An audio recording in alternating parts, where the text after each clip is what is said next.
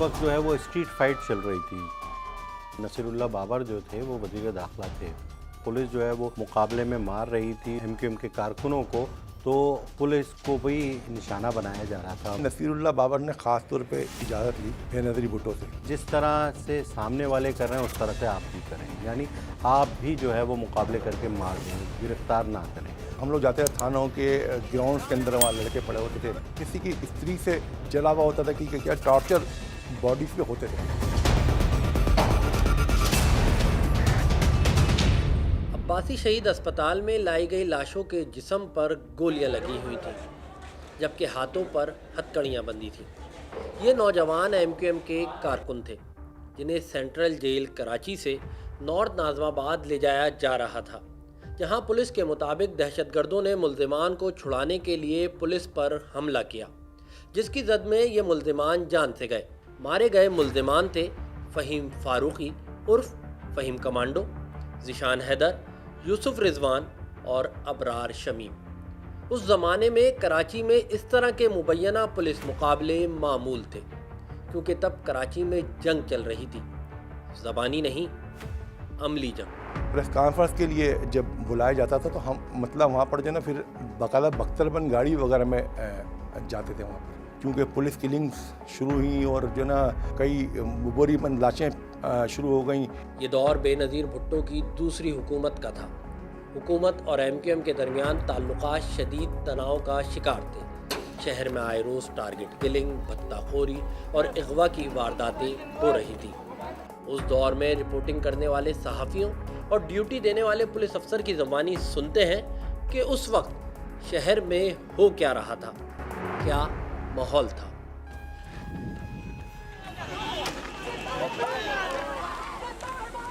असल में जैसे 92 के अंदर जब ऑपरेशन शुरू हुआ था तो उस टाइम वज़ीर दाखिला चौधरी शुजात हुसैन थे। सरकारी तौर पर यह था कि वो जराइम पेशा अनासर के ख़िलाफ़ ऑपरेशन था। असल में 92 और 94 में ख़ासा फ़र्क है, क्योंकि उस वक्त जो है वो फ़ौज के ज़रिए और उसकी एजेंसी उसके ज़रिए 92 का ऑपरेशन कंडक्ट किया गया था।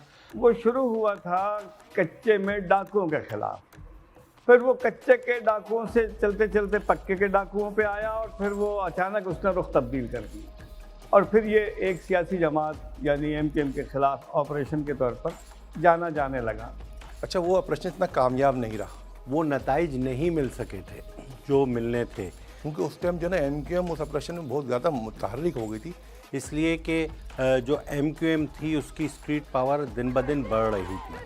और जब वो लोग 92 से ये सारा अमल ख़त्म करके चले गए तो फिर उसके बाद ये तमाम जिम्मेदारी रेंजर्स और पुलिस के ऊपर आ गई। इसमें जो है वो रेंजर्स का जो एफएस विंग होता है इंटेलिजेंस का, उसका बड़ा किरदार था। तो समझ लो कोई तादाद जो ना उस वक्त नहीं थी, ना मारने वाले को पता था ना मरने वाले को पता था क्यों मारा जा रहा है। वो भी क्रॉस कर जाती थी, कभी ऐसा बोलते थे कि सेंचुरी हो गई। देखिए उस वक्त की रिपोर्टिंग जो थी वो ज़रूरतमंदी की रिपोर्टिंग थी। रिपोर्टिंग करना भी बड़ा जो ना मुश्किल काम था। आमदोरफ्त के लिए हम लोग एम्बुलेंस का ज़्यादा इस्तेमाल करते थे। उस टाइम टीवी और चैनल तो ऐसे थे नहीं, जिनके साथ डीसी आती हैं, गाड़ियाँ आती हैं, वो सिस्टम नहीं था। मुश्किल टाइम था पुलिस के लिए और बड़ी ज़्यादा जैसे पुलिस वालों को जाने देना पड़ी। उस वक्त नसीरुल्लाह बाबर जो थे वो वज़ीर दाखिला थे और उस वक्त जो है वो स्ट्रीट फाइट चल रही थी। दोनों तरफ से कत्ल गारत का सिलसिला था। पुलिस वालों का ये क्लेम था कि उन्हें एमक्यूएम वाले कत्ल करते हैं और एमक्यूएम का क्लेम ये था कि उन्हें पुलिस वाले कत्ल करते हैं। अच्छा, अब पुलिस वाले का कत्ल करना एक अजीब सी बात है। सैकड़ों पुलिस वाले जो है वो मारे गए, जिसमें बहादुर अली भी थे और दीगर जो है नामी गिरामी पुलिस अफसरान थे। जो कत्ल पुलिस के खाते में आ रहे थे उन्हें पुलिस मुकाबले कहा जा रहा था। जब हम लोग जाते थे थानों के ग्राउंड्स के अंदर, वहाँ लड़के पड़े होते थे। अच्छा, मुकाबले तो होते थे मगर किसी की स्त्री से जला हुआ होता था कि क्या टॉर्चर बॉडीज़ पे होते थे। लोग ज़ाती स्कोर भी सेटल करते थे। FIR नामालूम अफराद या मालूम अफराद के ख़िलाफ़ करती थी तो वो कोई बहुत ज़्यादा तफ्तीश का निज़ाम मौसर नहीं था। उर्फियत जो है वो ये पुलिस की जानिब से लगाई जाती थी। अगर कोई मार्बल का काम करता है तो उसका नदीम मार्बल वाला नाम हो गया, अगर कोई KDA में काम करता है तो आरिफ KDA वाला हो गया, ठीक है। और अगर कोई लंबा है तो उसका नाम लंबा हो गया। किसी को कनकटा कर दिया अगर किसी का कान ख़राब है। ये वो वक्त था जब कराची के इलाके नोगो एरियाज बने हुए थे। MQM अल्ताफ़ और MQM हकीकी के नाम से दो ग्रुप्स आमने सामने थे। एक दूसरे के इलाके में जाना मौत को दावत देने के मुतरादिफ था। इलाकों की आबादी ऐसी थी कि वहाँ पर जो ना पुलिस दाखिल नहीं हो सकती थी। इलाके से बाहर का बंदा दाखिल होता था तो वो जो है फिर उसके अंदर पता चल जाता था कि कौन है, क्या पोजीशन है, क्या सूरत हाल है। वो इंफॉर्मेशन नेटवर्क MQM का भी बहुत अच्छा था, जो सारा सिलसिला था वही बंदे पहचानते थे। और ये भी सारा ये लोग इन्होंने अपने इलाके बनाए थे और अपने अपने कमांडर बनाए हुए थे, तो ये अपने अपने इलाकों के अंदर अपने लड़कों के साथ रहते थे और अपने इस गलियों में और रोडों पे ये गड्ढे कर देते थे जिससे पुलिस की जो है मोबाइल्स या कोई गाड़ी अंदर आसानी से ना जा सके। MQM का जो तंजीमी ढांचा था वो सेक्टर और यूनिट की बुनियाद पर था, और इन सेक्टर और यूनिट की बुनियाद पर वहीं के इलाके के जो नामी गिरामी मशहूर जो स्ट्रीट फाइटर होते थे, जिसे हम अस्करी ग्रुप से ताल्लुक़ रखने वाले लोग कहेंगे, वो होते थे। MQM तो पूरी एक सीरियल थी MQM के पास। कमर टेडी था, नदीम मार्बल था, अजमल पहाड़ी था। बल्दिया का इलाका था वो फारूक दादा के पास था, फारूक याकूब मादा वाले लोग थे। तारिक चैम्बर वो जो है वो मलिर को देखता था। अब हम न्यू कराची आते हैं, यूपी की तरफ, वहाँ पर नईम शहरी वाले थे। फिरोज़ बाबा था, आसिम सिद्दीकी था, तारिक सेक्टरवाल था। तो लियाकताबाद में वहाब बंदानी, उबैद केटू का भाई अरशद केटू, बाकी जैसे रेहान काना लियाकताबाद वगैरह में फ़हीम वगैरह, ये सारे लोग कनकटा वगैरह, ये सारे उस तरफ ऑपरेट कर रहे थे। और उसे नॉर्थ नाज़ाबाद में और KBR जो उसके मुलसिक था, उसके अंदर जो है ये सौलत मिर्ज़ा, फ़हीम कमांडो ये देखता था। ये तो पूरा एक समझ लो कि वो सिलसिला था पूरा। ये वो इलाके थे जहाँ पर मुख्तलिफ़ किस्म के कमांडर और उनके साथ ग्रुप में लड़के मौजूद होते थे और वो मुख्तलिफ़ कार्रवाइयाँ इसमें करते रहते थे टारगेट की। आम नॉर्मल लोग थे, मतलब एक अगर ये उनके इलाके की हद तक तो लोग इनको जानते होंगे, पड़ोसी की हद तक जानते होंगे, वैसे कोई नहीं जानता। फारूक दादा का एक हाइट था, फारूक दादा की भाई फारूक दादा कराची में नाम चल रहा था। मेरी मुलाकात हुई एक दोस्तों की महफिल में, मैं था और एक फ़ोटोग्राफ़र थे मेरे साथ। तो हमारी एक जगह पर शाम में हम लोग बैठे हुए थे, तो वहाँ पर जो सब हम लोग जो ना चाय वगैरह पी रहे थे। उसके बाद जो ना ये दोस्त थे, मतलब फिर उसके बाद जो ना कुछ दोस्त उठ के चले गए। तो अच्छा बड़ी अच्छी तकरीबन 1-1.5 घंटे बात हुई और हम लोग MQM के जिक्र भी कर रहे हैं वो सारा मतलब करके। तो वो जो है फिर जब उठ के चले गए तो फिर मुझे फिर उसने बताया, जो हमारा दोस्त था ना, बोला पता है कौन बैठा था तुम्हारे साथ? मैंने कौन? बोला ये फारूक पटनी था। और दौड़े, मैंने बोला मरवा दिया मैंने, तुम तो यार हमारी आँखों में पट्टी बनवाए थे। अरे ये फारूक था, और कोई ऐसा असला वसला भी नहीं था, बड़े आराम से अच्छा उठ के चला भी गया। तो कराची में उस वक्त ये एक नेटवर्क था, अस्करी विंग का एक नेटवर्क था।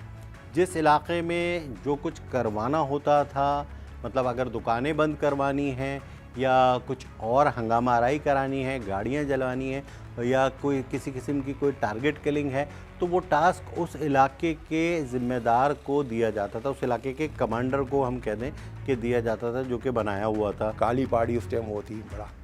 तो हम औरंगी टाउन में गए तो वहाँ उन्होंने ये जो बिजली के टेलीफोन के पोल्स होते हैं ना, इसमें टेलीफोन लाइनें लगी होती थी, उन पोल्स के ना उन्होंने गलियों में वो बना रखे थे, बैरियर टाइप के ना, और बड़ा सिस्टम वो था। वो जो हमारे साथ वो थे लड़के, उसी वजह से हम इलाकों में जा सकते थे। वो बताते थे सामने से वहाँ से गोली आती थी, यहाँ से ये होता था, क्रॉस फायरिंग होती थी। रंगी टाउन में तो बड़ा वो था कि अंडा बम आए हुए थे, और अंडे बम जो है मतलब वो थे, और बोतल बम भी आए फिर इस तरह से। और इनका ये डेथ स्क्वाड जो है उसका एक सरबरा होता था, उसमें जो है वो मुख्तलिफ जो है वो कारकुनान होते थे।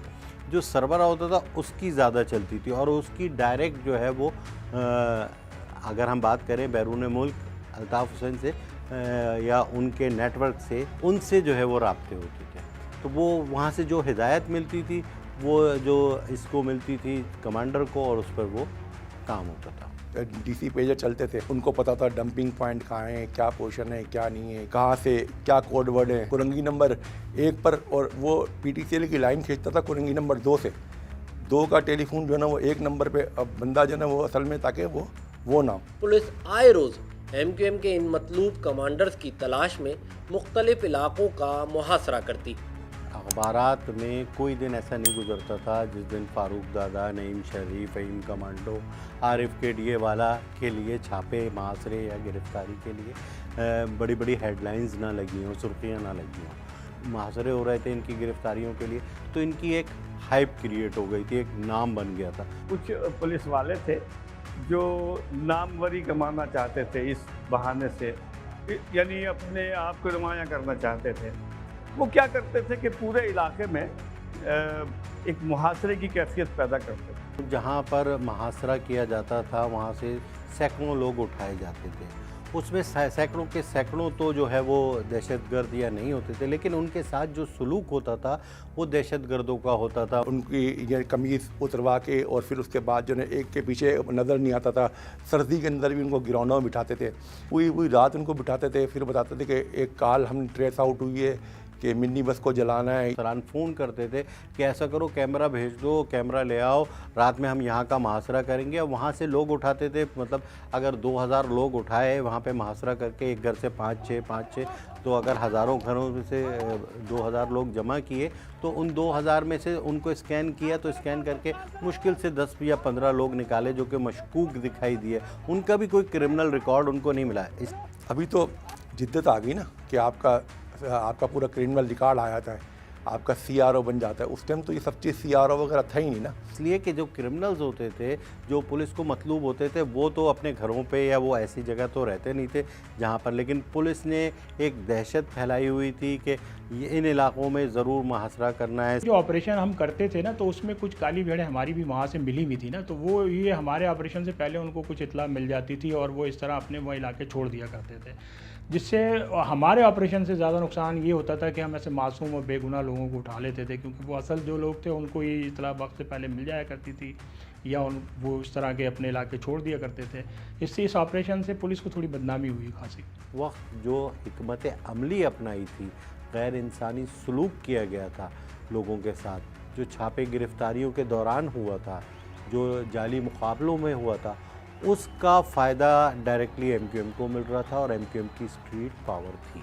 अच्छा, उसके बाद जो उन मुहासरों में ये होता था कि एक बुरके वाला बंदा ज़रूर होता था पुलिस के साथ, जिसकी उंगली के इशारे पुलिस वाले काम करते थे, और वो जो है ना वो आइडेंटिफाई करता था और बंदे सारा सब चीज़ करके। हमारे पास एक ख़बर ज़रूर होती थी कि शहर में मुहासरे के दौरान इतने अफराद को हिरासत में लिया और इनसे पूछगछ की गई, और वो तस्वीरें भी बनती थी और वो शाया भी होती। और फिर MQM ने उस मुखबरी के नेटवर्क को तोड़ने के लिए जो ना मुखबरों को टारगेट बनाया, और फिर बोरियों से जो लाशें मिलती थी उसके अंदर ज़्यादातर पर्ची होते थे मुखबरी का अंजाम। ये वो वक्त था जब पुलिस अफसरान अपनी शनाख्त छुपाते। पुलिस वालों की किलिंग जो ना उस टाइम में ज़्यादा हुई है काफ़ी। हम लोग के लिए तो वाकई खासा मुश्किल वक्त था, क्योंकि हमारा अपने पुलिस स्टेशन में जाना, वहाँ से वापस घर पे आना, मुख्तलिफ़ इलाके थे जहाँ पर हमारे थाने के अंदर सिपा का आना मुश्किल हो जाता था, तो हम अपनी बख्तरबंद APC गाड़ियों को एक चौक पे बुला लेते थे वहाँ पर से, और उनको इकट्ठा करके थाने ले आते थे,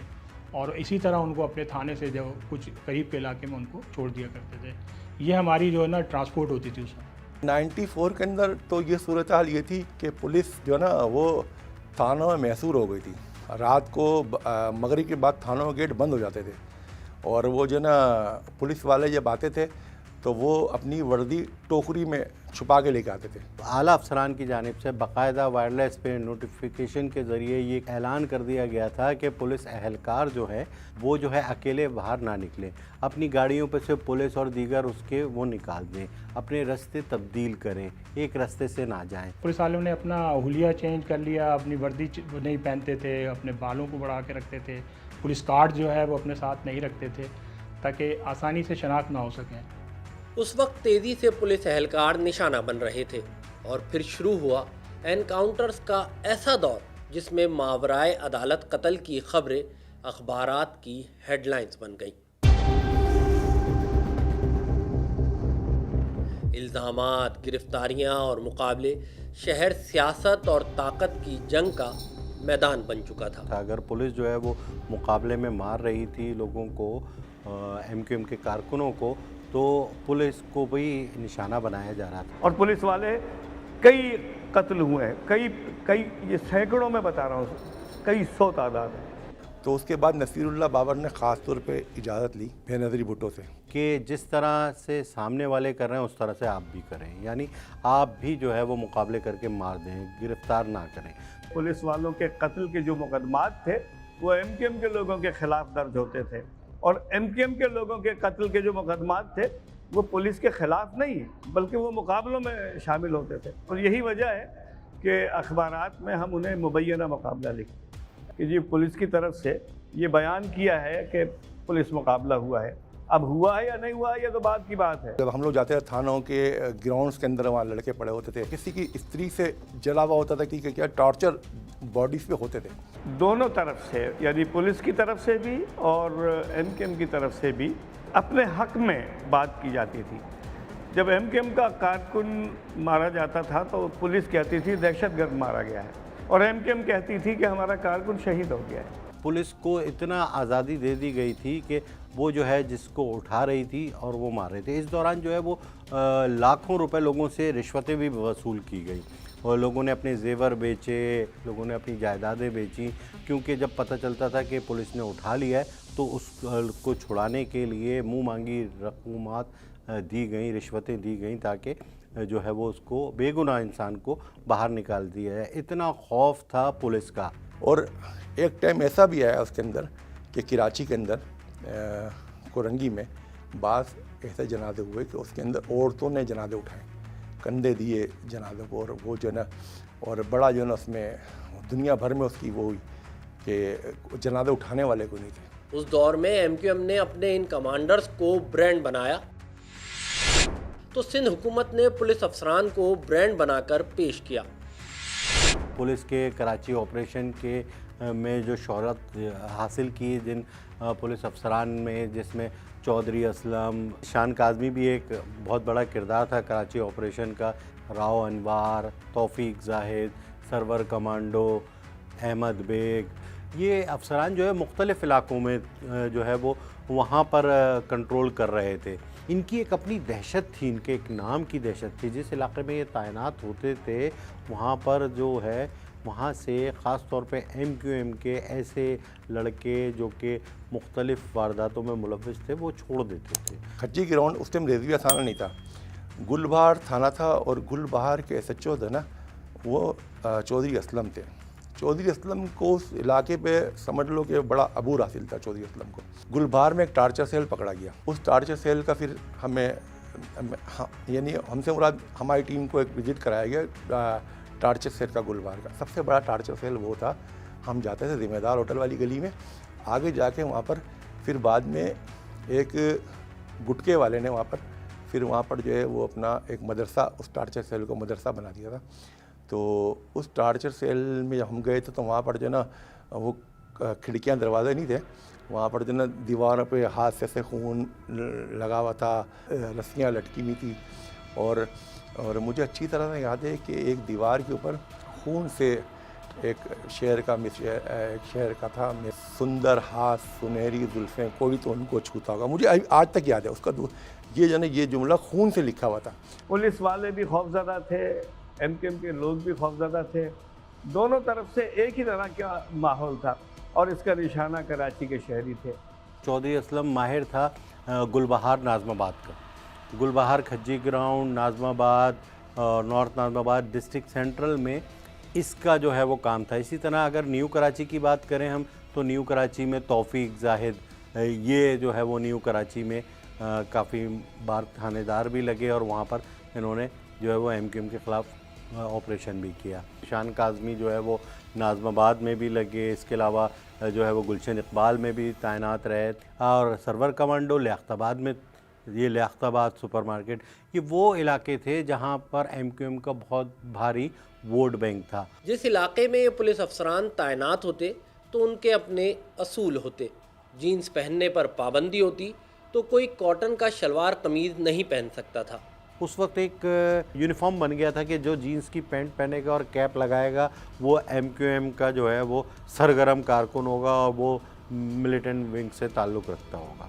जो जीन्स पहनेगा वो उठा लिया जाएगा। सड़क पे उन लोगों को मुर्गा बना देते थे, उनसे सड़क की सफाई करवाते थे। उन दिनों आए दिन की हड़तालों ने मईशत का पहिया जाम कर दिया था। सरकारी इमलाक को नुकसान पहुंचाना मामूल बन चुका था। एमकेएम जो थी वो एक महरूमियों की दास्तान के नतीजे में मौरिज़ वजूद में आने वाली तंजीम। लेकिन उस महरूमियों की दास्तान का नतीजा कुछ नहीं निकला। जिस तबके की महरूमी की बात की गई थी वो तबका तो आज भी महरूम है और कहीं पहले से ज़्यादा महरूम है। उस वक्त भी हमने ये अंदाज़ा लगाया था और हम तो बरमला कहते थे कि ये जो महरूमी का रोना रो रहे हैं ये उस महरूम तबके से संजीदा नहीं है, सच्चे नहीं है, और वक्त ने हमारी बात को दुरुस्त साबित किया। 1994 का यह ऑपरेशन तारीख का हिस्सा बन गया। कुछ लोगों के नज़दीक ये अमन की बहाली की कोशिश थी तो कुछ के नज़दीक सियासी इंतकाम।